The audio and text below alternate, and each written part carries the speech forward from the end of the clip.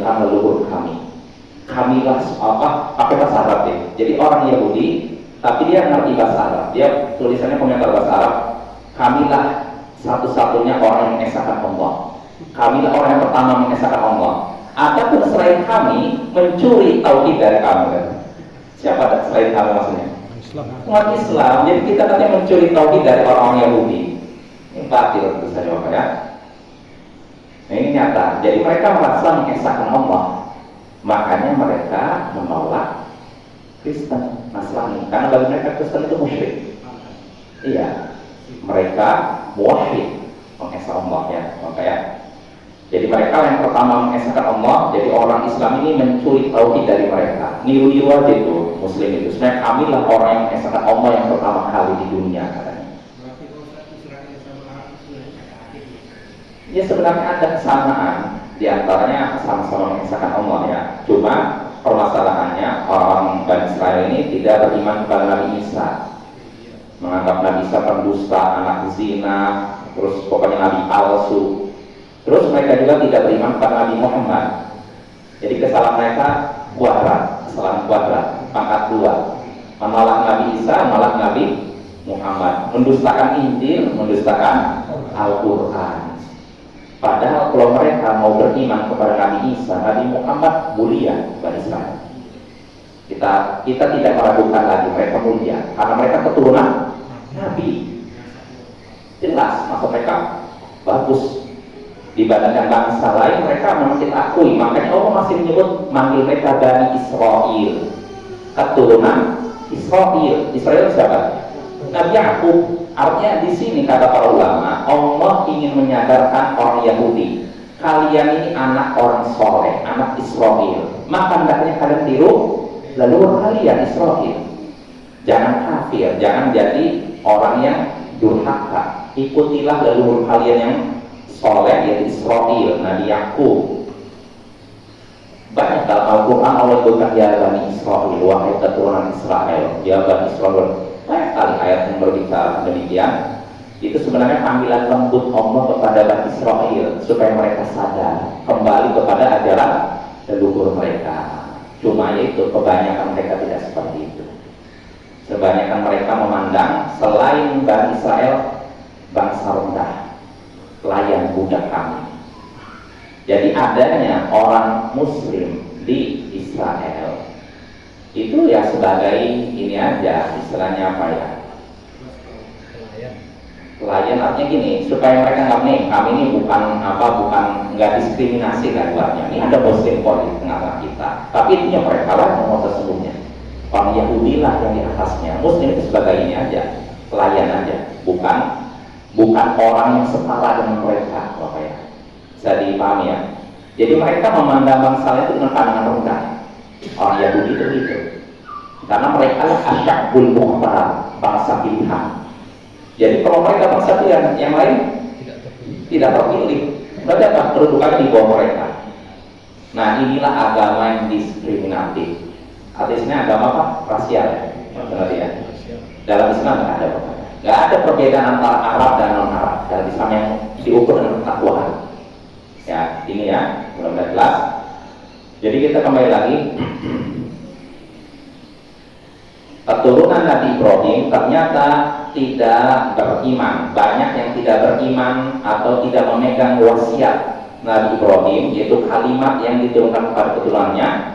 Makanya apa buktinya? Tatkala datang kepada mereka kebenaran, mereka pun berkata, yaitu Al-Quran, mereka berkata Al-Quran ini sihir dan kami mengingkarinya, tidak mau menerima Al-Quran. Nah ini Bapak ya, ini pembahasan kita pada pertemuan sebelumnya. 31 kan? Ya, kita masuk ayat 31. A'udzubillahi minasyaitonir rajim. Wa qalu laula nuzila hadzal qur'anu ala rajulin minal qaryataini 'azim.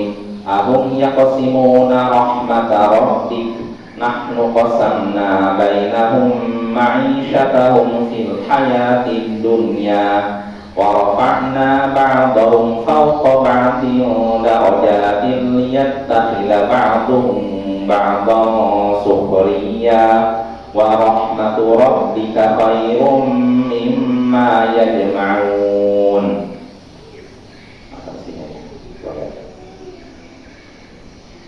Wa qalu, dan mereka berkata, laula nuzila hadzal qur'anu ala rajulin minal qaryataini 'azim. Kenapa Al-Qur'an ini tidak diturunkan kepada seorang yang besar dari dua kampung, dari dua negeri? Kenapa Al-Quran ini tidak diturunkan kepada orang besar yang berasal dari dua negeri? Ahum yaqsimuna rahmatar rabbik. Apakah mereka yang membagi-bagikan rahmat Tuhanmu? Nahnu qasamna bainahum ma'isyatahum fil hayatid dunya. Kamilah yang membagi penghidupan mereka di antara mereka dalam kehidupan dunia. Wa rafa'na ba'dahum fawqa ba'din darajatil yattakhidha ba'dhum ba'dhan sukhriya. Kami meninggikan sebagian mereka di atas sebagian yang lain beberapa derajat, agar sebagian mereka mengambil sebagian yang lain sebagai pelayan. Wa rahmatu rabbika khairum mimma yajma'un. Dan rahmat Tuhanmu itu lebih baik daripada apa yang mereka kumpulkan. Ya, jadi terjemahan sebelumnya, mereka berkata, kenapa Al-Quran ini tidak diturunkan pada orang besar dari dua negeri? Apakah mereka membagi-bagi rahmat Tuhanmu? Kamilah yang membagi penghidupan mereka di antara mereka di dalam kehidupan dunia, dan kami meninggikan sebagian mereka di atas sebagian yang lain beberapa derajat, agar sebagian mereka mengambil sebagian yang lain sebagai pelayan. Dan rahmat Tuhanmu lebih baik dari apa yang mereka kumpulkan. Nah, ini terjemahan ayat ke-31 dan 32. Ya, kita bahas. Di sini setelah tadi Allah menyebutkan keturunan Nabi Ibrahim, setelah datang kepada mereka Nabi Muhammad, datang Al-Quran, sikap mereka beriman atau nolak? Nolak, ya. Lalu bukan cuma nolak, berkata ini sihir dan kami kafir, kami mengingkarinya, ya. Nah, di sini Allah menyebutkan lagi penolakan mereka, alasan penolakan mereka. Kata mereka, kenapa Al-Quran ini tidak diturunkan pada orang besar dari dua negeri? Kenapa Al-Quran ini tidak diturunkan pada orang besar dari dua negeri? Jadi di sini mereka protes, Al-Quran kok diturunkan kepada Muhammad? Muhammad ini bukan orang yang punya kedudukan tinggi. Artinya dia nggak berduit. Iya, kere pokoknya. Jadi orang-orang musyrikin Quraisy pun mereka materialisme, memandang seorang mulia atau tidak dilihat dari harta. Kalau berduit mulia, walaupun tingkah laku seperti binatang. Ya, tapi kalau misalkan nggak punya harta dipandang rendah, walaupun dia akhlaknya baik. Nah, ini terjadi pada musyrikin Quraisy, dan saya yakin di mana-mana sekarang kayak gitu. Ya kan, memandang orang itu baik atau tidak dia dari harta jabatannya. Ya, ini cara berpikir orang kafir, ya, nggak boleh ada pada seorang muslim. Jadi mereka protes, kenapa Al-Quran ini diturunkan? Kenapa Al-Quran ini tidak diturunkan pada orang besar dari dua negeri? Kenapa Al-Quran ini tidak diturunkan pada orang besar, yaitu orang yang punya kedudukan dari dua negeri, yaitu dari dua daerah, baik salah satunya bisa itu Taif, bisa itu Mekah. Di sini kalau Imam Al-Mahali menyebutkan maksud orang besar dari salah satu dua negeri, maksudnya Al-Walid bin Al-Mughirah di Mekah atau Urwah bin Mas'ud At-Thaqafi di Taif. Jadi dua orang ini, Al-Walid bin Al-Mughirah ini orang punya kedudukan, kekayaan. Begitu juga Urwah bin Mas'ud, ini orang yang punya kedudukan dan kekayaan. Jadi menurut mereka yang pantas jadi dapat wahyu ini nih, Al-Walid bin Al-Mughirah sama Urwah bin Mas'ud. Ini orang punya kedudukan dan kekayaan. Ini juga orang punya kedudukan dan kekayaan. Bukan Muhammad. Muhammad nggak punya apa-apa. Ya, belum punya pengikut dan nggak punya kekayaan. Kalau nasab ya, Nabi Muhammad nasabnya baik, mulia, dan semua nabi nasabnya mulia. Tapi kalau kekayaan belum tentu. Nggak semua nabi kaya. Jadi ada juga nabi yang miskin. Itu makanya itu nabi loh. Maka kita memandang seorang itu jadi dari kekayaan, jabatan, tapi dari ketakwaan. Nabi aja ada yang miskin, susah hidupnya. Kalau kayak, nah kita kembali lagi. Jadi di sini orang-orang musyrik Arab ini, di sini yang berbicara bukan orang Yahudi. Di sini musyrik Arab ya, musyrik Quraisy dan semacam mereka menyatakan, kenapa Al-Quran tidak diturunkan pada orang besar dari salah satu dua negeri, yaitu Makkah dan Taif. Kalau yang satu di Mekah tadi siapa? Al-Walid bin Al-Mughirah. Kalau di sini Urwah bin Mas'ud. Kenapa nggak diturunkan wahyu kepada Urwah bin Mas'ud atau kepada Al-Walid bin Al-Mughirah? Kenapa kepada Muhammad? Nggak cocok, nggak dikenal. Artinya mereka ngatur-ngatur Allah. Ya tidak? Pantas nggak ngatur Allah? Nggak pantas kan? Makanya Allah membantah mereka. Seakan-akan mereka yang pantas ngatur. Ini yang orang yang pantas jadi nabi itu ini, bukan yang ini. Maka Allah bantah mereka. Allah menyatakan, ahum yaqsimuna rahmata rabbik. Apakah mereka lah yang membagi-bagikan rahmat Tuhanmu? Apakah mereka yang membagi-bagikan rahmat Tuhanmu? Rahmat Tuhanmu ini apa maksudnya? Wahyu kenabian. Apakah mereka yang menentukan simpulan dari nabi yang pantas, yang simpulan enggak? Apakah mereka? Apakah kita? Pantas kita menentukan, oh simpulan ini pantas dari nabi ini enggak? Nah, kata kita itu hak prerogatif Allah.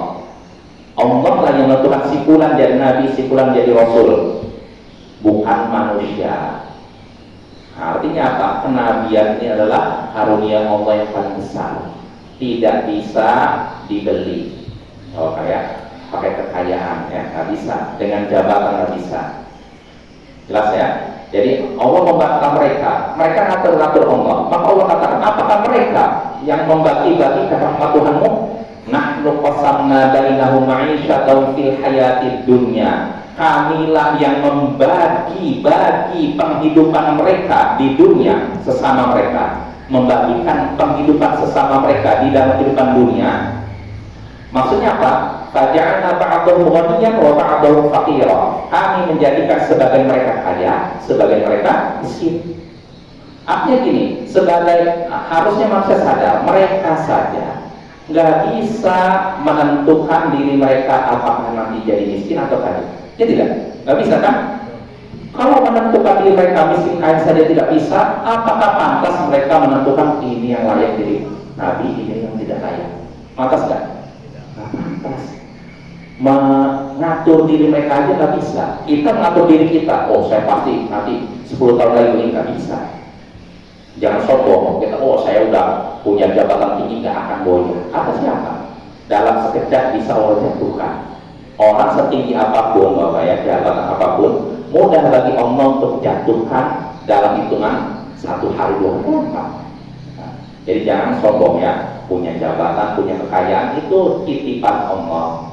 Jangan sampai kita menyombongkan diri dengan jabatan dan kekayaan ya. Jadi kita kembali lagi.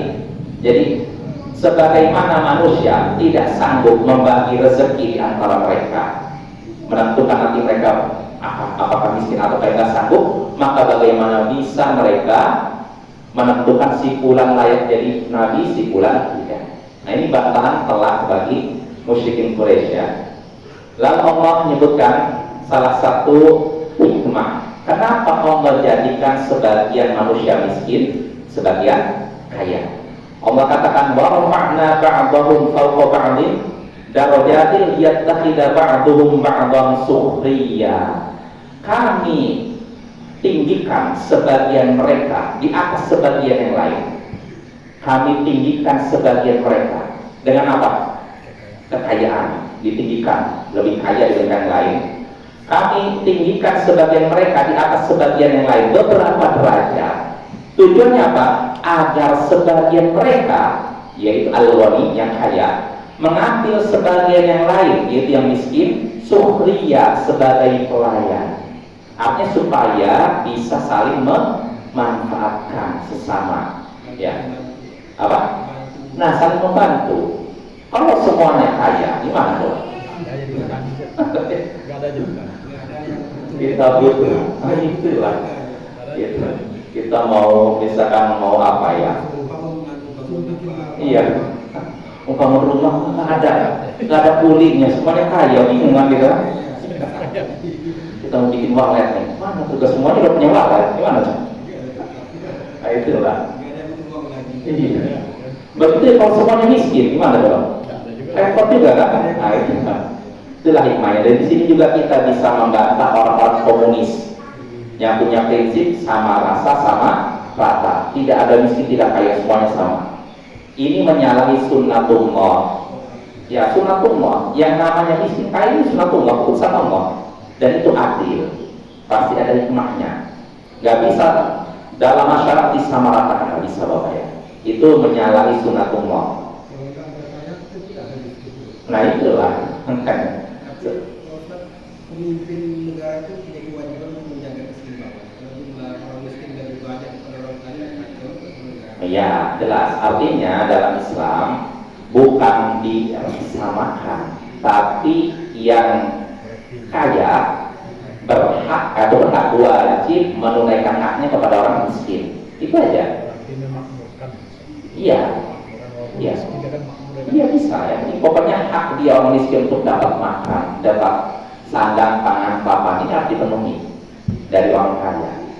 Kalau itu sudah ditunaikan, nggak masalah seorang kaya raya mau rumahnya 10 tingkat sekalipun, kalau memang dia menunaikan haknya boleh, ya tidak? Mau dia apa menabung 1 ton emas, boleh nggak? Boleh. Jadi nggak tersalah Bapak ya. Dan itu kesepakatan para ulama. Ya, walaupun kita ketahui Abu Dzar Al-Ghifari berselisih dengan para sahabat dalam masalah ini.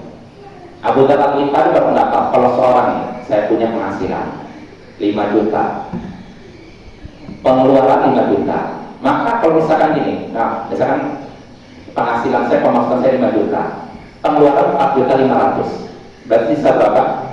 500. Kalau Abu Dzar Al-Ghifari nyatanya harus diinfakkan.